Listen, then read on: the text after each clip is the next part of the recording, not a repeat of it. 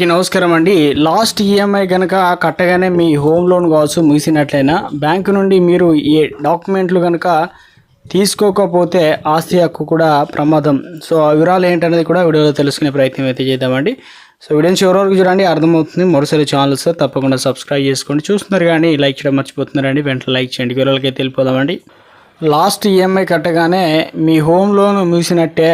ఇక ఈ 7 డాక్యుమెంట్లు కనుక బ్యాంక్ నుండి తీసుకోకపోతే ఆస్తి హక్కుకే ప్రమాదం అన్నమాట.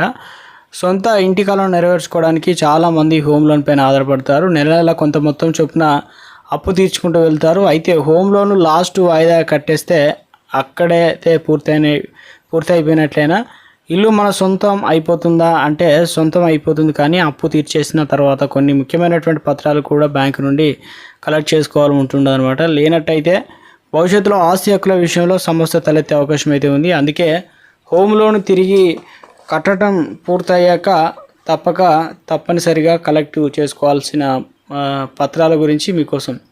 ఇక లోన్ క్లోజర్ సర్టిఫికేట్ సంబంధించి హోమ్ లోన్ పూర్తి క్లియర్ చేసిన తర్వాత కూడా బ్యాంకు నుండి తప్పనిసరిగా తీసుకోవాల్సి అయితే ముఖ్యమైన పత్రాల్లో ఒకటి అనమాట.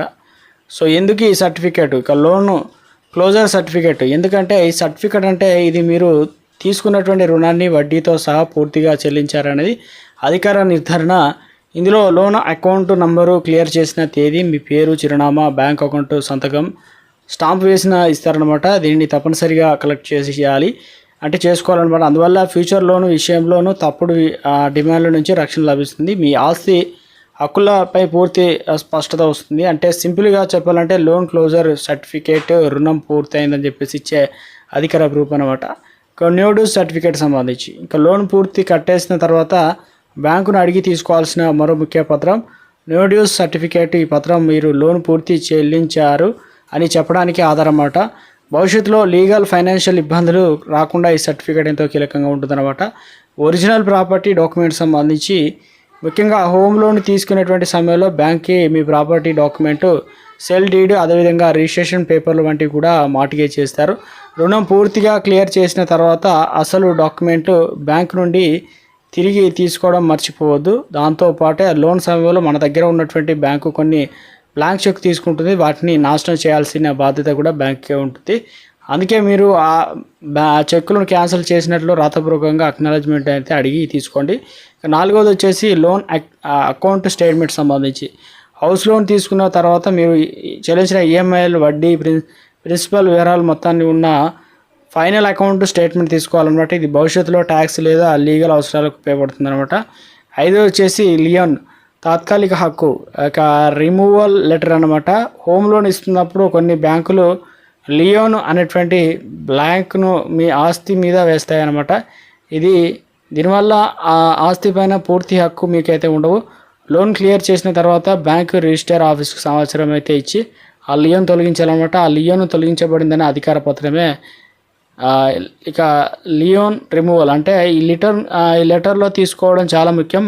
లేకపోతే మీరు ఆస్తిని అమ్మాలనుకున్నప్పుడు లేదా పేరు మార్పు చేయాలనుకున్నప్పుడు అడ్డంకులు వస్తాయి. కాబట్టి లోన్ కట్టేసినాక కూడా ఇక ఈసీ అంటే ఎన్కంబరెన్స్ సర్టిఫికేట్లో బ్యాంకు పేరు కనిపించే ప్రమాదం కూడా ఉంటుంది. కాబట్టి భవిష్యత్తులో ఆస్తిపై కొత్త అప్పు తీసుకోవాలన్నా సమస్య ఎదురు ఉంటాయన్నమాట. కాబట్టి హోమ్ లోన్ క్లోజ్ చేసిన వెంటనే బ్యాంకుకు లియోన్ తొలగించాలని అడగాలి. లియోన్ రిమూవల్ లెటర్ తప్పనిసరి. 6వది వచ్చేసి ఎన్ కాంట్రిబ్యూషన్ సర్టిఫికేట్. అంటే లోన్ పూర్తయ్యాక ఈసీ మార్ట్గేజ్ క్లియర్ అని చెప్పేసి అప్డేట్ అయితే అయిందో లేదని నిర్ధారించుకోవాలి. ఇక రిజిస్ట్రేషన్ కార్యాలయంలోకి కొత్తగా ఈసీ అంటే తీసుకోవడం మంచిదన్నమాట. దీనికోసం మీరు డైరెక్ట్గా రిజిస్ట్రేషన్ కార్యాలయంలో దీని సేవను అయితే కార్యాలయం ద్వారా తీసుకోవచ్చు.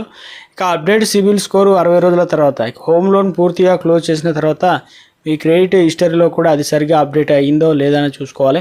సాధారణంగా బ్యాంకులు 30 నుంచి 60 రోజుల్లో సివిల్ మరియు ఇతర క్రెడిట్ బ్యూరోలకు మీరు అప్పు తీసుకున్న బ్యాంకు హోమ్ లోన్ క్లోజ్ అయినట్టు కూడా సమాచారం పంపిస్తుంది.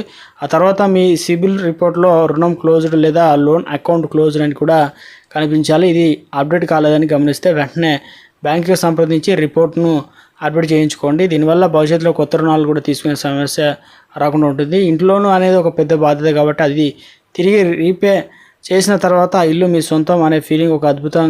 కానీ బ్యాంకు దగ్గర నుండి ముఖ్యమైన పత్రాలు సేకరించడం వల్ల భవిష్యత్తులో పెద్ద ఇబ్బందులు తలెత్తకుండా ఉంటాయి. సో మీరు లోన్ కట్టడం చేసినట్లయితే మీరు త్వరలో మీ ఇంటి లోన్ పూర్తవుతున్న మర్చిపోకుండా ఈ లిస్ట్లో సిద్ధం చేసుకొని ఖచ్చితంగా పేపర్లను అయితే కలెక్ట్ చేసుకోండి.